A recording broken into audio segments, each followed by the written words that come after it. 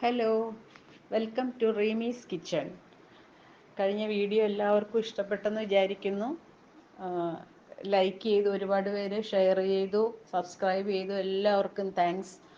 ഇന്നിവിടെ പരിചയപ്പെടുത്തുന്നത് മത്തങ്ങയും ഓട്സും ചേർത്തുകൊണ്ടുള്ള ഒരു പ്രിപ്പറേഷനാണ്. അതിനൊരു പൊറിഡ്ജ് എന്നോ സൂപ്പെന്നോ എന്ത് വേണമെങ്കിലും വിളിക്കാം. മത്തങ്ങയെക്കുറിച്ച് പ്രത്യേകിച്ച് പറയേണ്ട ആവശ്യമില്ല. ഒരുപാട് ഗുണങ്ങളുടെ ഒരു കലവറ തന്നെയാണ് മത്തങ്ങ. ധാരാളം vitamins, omega 3, beta carotene, minerals ആയ മഗ്നീഷ്യം, മാംഗനീസ്, സോഡിയം എല്ലാം ഉണ്ട് മത്തങ്ങയിൽ. പോസ്ട്രേറ്റിൻ്റെ പ്രശ്നമുള്ളവർക്കും എല്ലാവർക്കും ഈ മത്തങ്ങയുടെ സീഡ്സ് ധാരാളം കഴിക്കുന്നത് നല്ലതാണ്. പിന്നെ അതിൽ 0 കൊളസ്ട്രോളാണ് മത്തങ്ങ സീഡ്സിൽ. കാഷ്നട്ടിനേക്കാളും കൊളസ്ട്രോൾ ഇല്ലാത്ത സാധനം മത്തങ്ങയുടെ സീഡാണ്. അതും റോസ്റ്റഡ് ആയിട്ടൊക്കെ നട്ട്സ് വാങ്ങിക്കുന്ന കടകളിലും സൂപ്പർ മാർക്കറ്റുകളിലും എല്ലാം അവൈലബിൾ ആണത്. ഇനി നമുക്ക് എങ്ങനെയാണിത് പ്രിപ്പയർ ചെയ്യുന്നതെന്ന് നോക്കാം. ആവശ്യമുള്ള ചേരുവകൾ: steel cut oats, pumpkin, tomato, garlic. Steel cut oats 1 കപ്പാണ് ഞാൻ എടുത്തിരിക്കണേ. പംകിനും 1 കപ്പാണ്. ടൊമാറ്റോ 2 ടൊമാറ്റോ സ്ലൈസ് ചെയ്താണ് ക്യൂബ്സാക്കി. ഇത് ബ്രെഡ് ക്രംസ് ആണ്. ഇതെല്ലാം പ്രിപ്പയർ ചെയ്ത് കഴിഞ്ഞാൽ ലാസ്റ്റ് ഗാർണിഷ് ചെയ്യാൻ വേണ്ടിയുള്ളതാണ്. സ്റ്റീൽ കട്ട് ഓട്സ് എടുത്തിരിക്കുന്നത്, അല്ലെങ്കിൽ റോൾഡ് ഓട്സ് ആണെങ്കിലും നമുക്ക് എടുക്കാം. അപ്പോൾ ഓവറായിട്ട് കുക്ക് ചെയ്യരുത്, അതിൻ്റെ ഫൈബറെല്ലാം അതിൽ നിന്ന് നഷ്ടപ്പെടും. മത്തങ്ങ വേവിക്കുന്നതിന് ആവശ്യമായ ഒരു 1.5 കപ്പ് വെള്ളം കുക്കറിലേക്ക് ഒഴിച്ചു കൊടുക്കാം.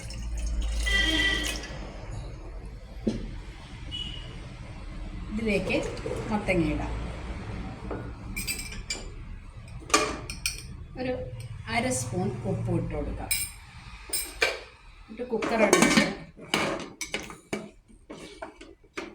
ഒരു 3 വിസിൽ വരുന്നത് വരെ വേവിക്കാം.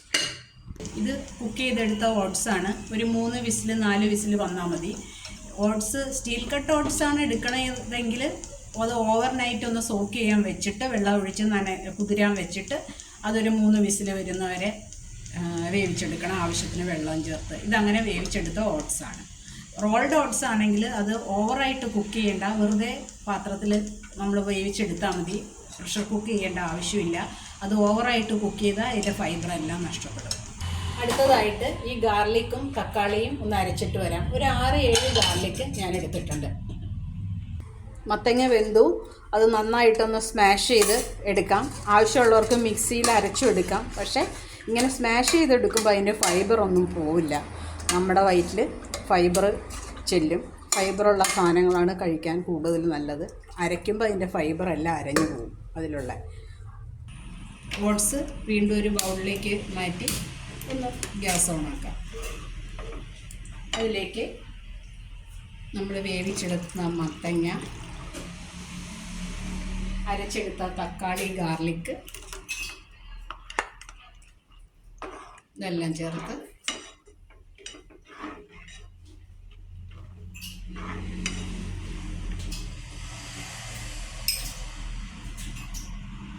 കുറച്ച് ഉപ്പും ചേർത്ത് കൊടുക്കാം. ഇതിലേക്ക് ആദ്യം പറയാൻ മറന്നുപോയ ഒരു ഐറ്റം ഉണ്ട്. മത്തങ്ങ ആയതുകൊണ്ട് ചെറിയൊരു മധുരം ടേസ്റ്റ് ചിലപ്പോൾ ഉണ്ടാവും. ഒരു 2 പച്ചമുളക്, അത് തിളച്ച് കുക്ക് ചെയ്ത് കഴിയുമ്പോൾ ആ മുളകെടുത്ത് നമുക്ക് മാറ്റി കളയാം. ഒരു ലൈറ്റായിട്ടുള്ള എരിവ് മാത്രമേ ഉണ്ടാവുള്ളൂ ഇതിന്. കുറച്ച് വെള്ളവും ചേർത്ത് കൊടുക്കാം കൺസിസ്റ്റൻസി കറക്റ്റ് ചെയ്യുന്നതിന്. ഒന്ന് തിളച്ച് വരട്ടെ. ഓട്സ് തിളച്ച് വരുമ്പോഴേക്കും ഈ ബ്രെഡ് ക്രംസ് ഒന്ന് സൺഫ്ലവർ ഓയിലിൽ ഒന്ന് ഫ്രൈ ചെയ്തെടുക്കാം. ഇത് ആവശ്യമുള്ളതല്ല, പക്ഷേ കുട്ടികൾക്കൊക്കെ കഴിക്കണമെങ്കിൽ ഈ ബ്രെഡ് ക്രംസ് ഒക്കെ ഒരു സൂപ്പിൻ്റെ മുകളിലൊക്കെ കണ്ടാൽ കുട്ടികളത് കഴിക്കും. അല്ലാതെ വെറുതെ നമ്മൾ ഓട്സ് കൊടുത്തു കഴിഞ്ഞാൽ അവർ വേണ്ട എന്ന് പറയും. ഇത് കാണുമ്പോൾ അവർ വിചാരിക്കും ഇതൊരു സൂപ്പ് പോലെ നല്ല ഫുഡാണ്. ഒന്നൊരു ഇമ്പ്രഷൻ കുട്ടികൾക്ക് ഉണ്ടാക്കാം നമുക്ക്.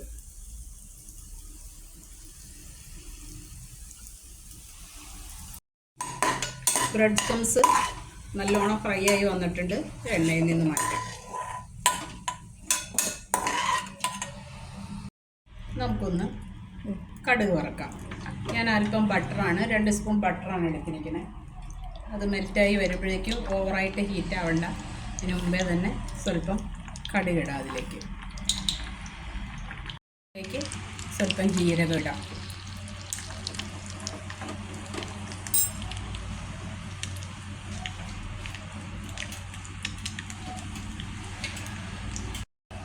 ജീരകം ഇപ്പോൾ പൊട്ടിയിട്ടുണ്ട്.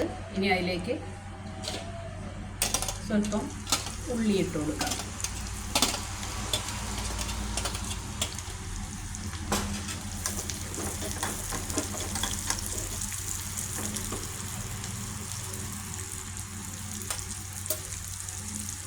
രണ്ട് ഡ്രൈ ചില്ലി, ഉണക്കമുളക്,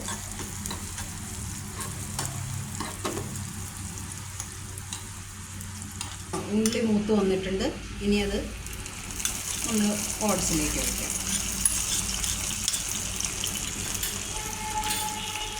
ഒന്ന് ഇളക്കി കൊടുക്കാം.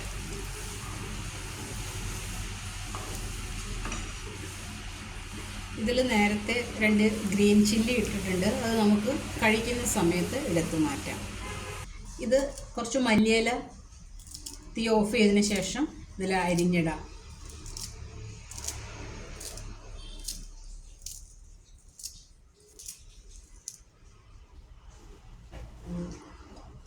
ഒന്ന് ഇളക്കി കൊടുക്കാം.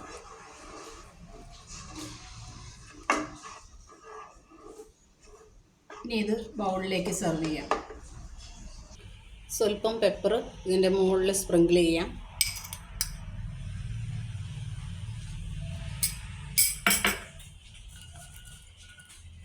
ഒന്നോ രണ്ടോ ബ്രെഡ് ക്യൂബ്സ് അതിൻ്റെ മുകളിൽ ഇട്ട് കൊടുക്കാം.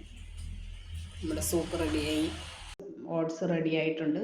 ഇതിലിപ്പോൾ ഈ ബ്രെഡ് ക്യൂബ്സ് ഫ്രൈ ചെയ്തതും കാണുമ്പോഴും, പിന്നെ വേണമെങ്കിൽ മെലൺ സീഡ്സ് ഫ്രൈ ചെയ്ത് ഇടാം, ഫ്ലാക്സ് സീഡ്സ്, ചിയ സീഡ്സ് ഒക്കെ ഇടാം നമുക്ക്. അപ്പോൾ ഒന്നും കൂടി അത് വൈറ്റമിൻ റിച്ച് ആയിട്ട് നമുക്ക് കിട്ടും. പിന്നെ വളരെ ഏജ് ഓൾഡ് ആയിട്ടുള്ളവർക്കെല്ലാം കഴിക്കാവുന്നതാണ്. ഭക്ഷണം തീരെ കുറവ് കൺസ്യൂം ചെയ്യുന്നവർക്കൊക്കെ ഇത് 2-3 സ്പൂൺ കൊടുക്കുകയാണെങ്കിൽ അവരൊന്ന് ഹെൽത്തി ആക്കി എടുക്കാനും എല്ലാം സഹായിക്കുന്ന ഒരു പ്രിപ്പറേഷനാണിത്. ഇത് കുട്ടികളും ആകർഷിക്കും. ഈ ബ്രെഡ് ക്രംസ് ഒക്കെ ഫ്രൈ ചെയ്ത് കാണുമ്പോൾ കുട്ടികളെയും ഇത് ആകർഷിക്കും. അതുകൊണ്ട് എല്ലാവരും ട്രൈ ചെയ്യുക, അഭിപ്രായങ്ങൾ പറയുക, സജഷൻസ് പറയുക. Thank you.